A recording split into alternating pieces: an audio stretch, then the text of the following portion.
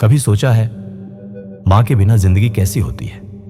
दो मासूम भाई जिनके सपनों की कहानी सुनकर आंसू आते हैं, लेकिन हालात से लड़कर उन्होंने लिखी हिम्मत की नई कहानी। देखिए, मां के बिना दो भाई की अधूरी दुनिया, एक सच्ची और दिल को छू लेने वाली दास्तान।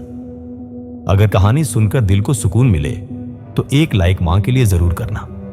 कहानी की शुरुआत होती है।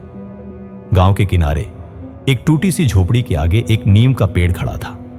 उस पेड़ की छांव में कभी एक औरत बैठकर अपने बच्चों को गोद में सुलाती थी, लेकिन अब वह दृश्य सिर्फ यादों में था। मां के जाने के बाद उस झोपड़ी में रह गए थे दो भाई, 14 साल का अर्जुन और 8 साल का सूरज। पिता मजदूरी के लिए शहर चले गए थे। महीने में एक बार आते और ज्यादातर थके हारे लौटते। मां की कमी इतनी बड़ी थी कि कोई शब्द उसे पूरा नहीं कर सकता था।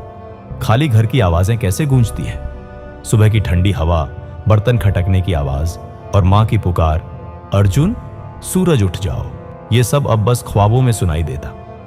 अर्जुन सुबह उठकर पहले सूरज के बाल सहलाता और कहता, चल छोटे, स्कूल का टाइम हो गया। सूरज धीरे से पूछता, भैया बाकी बच्चों की तरह हमारी मां क्यों नहीं है? तो अर्जुन हल्की मुस्कान के साथ जवाब देता है, भाई मां हमारे दिल में है सूरज। जब तू हंसता है तो मां भी हंसती है। लेकिन जब सूरज सो जाता तब अर्जुन अक्सर अंधेरे में बैठकर रोता। उसे भी मां की गोद, उसके हाथ का खाना और उसकी थपकी याद आती है। अब कठिनाई का रास्ता आता है। गांव के स्कूल तक पहुंचने के लिए 4 किलोमीटर पैदल जाना पड़ता।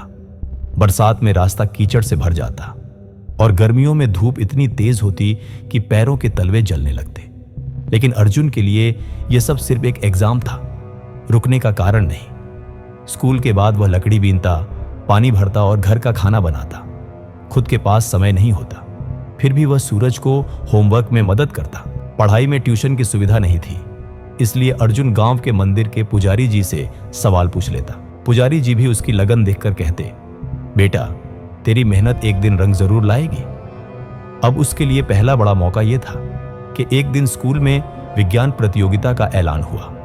विजेता को शहर में पढ़ाई का मौका और पूरी छात्रवृत्ति मिलनी थी।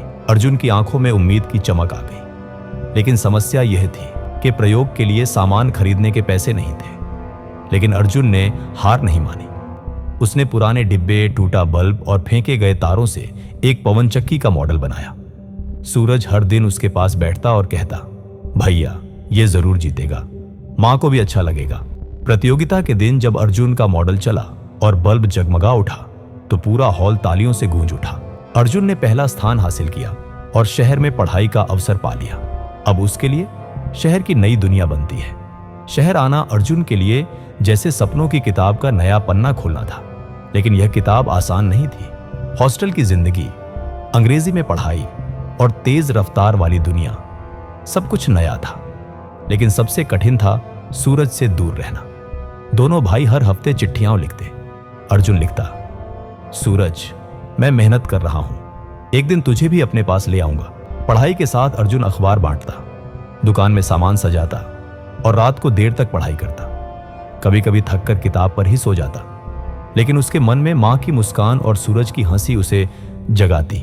लेकिन अब अर्जुन के लिए दूसरी खबर यह थी कि 12वीं की परीक्षा से ठीक पहले पिता गंभीर रूप से बीमार पड़ गए। गांव से चिट्ठी आई, पैसे की बहुत जरूरत है। अर्जुन के सामने कठिन चुनाव था। क्या वह पढ़ाई छोड़कर घर लौट जाए या किसी तरह दोनों जिम्मेदारियां निभाए? लेकिन उसने हार नहीं मानी। दिन में क्लास, शाम को पढ़ाई और रात को रेस्टोरेंट में बर्तन धोने की नौकरी की। उसकी जिंदगी से नींद गायब हो गई, लेकिन उम्मीद नहीं। कई बार हाथ में छाले पड़ जाते, लेकिन वह अपने छोटे भाई के चेहरे की मुस्कान याद करके आगे बढ़ जाता। लेकिन अब अर्जुन के लिए सपनों का पहला पड़ाव आया। जब बोर्ड का रिजल्ट आया तो अर्जुन ने पूरे जिले में पहला स्थान हासिल किया। प्रिंसिपल ने भावुक होकर कहा, अर्जुन तुमने साबित कर दिया कि हालात चाहे कितने भी कठिन हो, इंसान की हिम्मत और मेहनत सब बदल सकती है। गांव में खबर पहुंची तो अर्जुन का भाई सूरज सबसे ऊंची आवाज में बोला, देखो ये मेरा भैया है, मेरा हीरो। अब अर्जुन के लिए एक नई उड़ान शुरू होती है। अर्जुन को एक बड़े इंजीनियरिंग कॉलेज में छात्रवृत्ति मिल गई।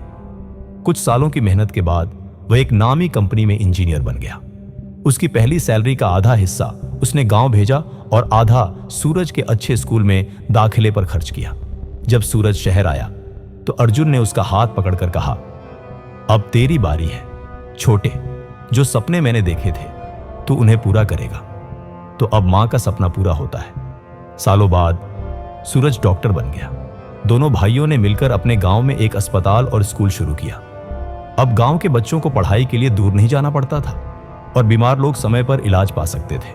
अर्जुन अस्पताल के उद्घाटन पर भीड़ के सामने बोला, मां अब हमारे साथ नहीं है, लेकिन उनका सपना था कि हम दूसरों की मदद करें।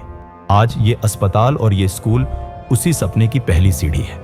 भीड़ में कई लोग रो पड़े।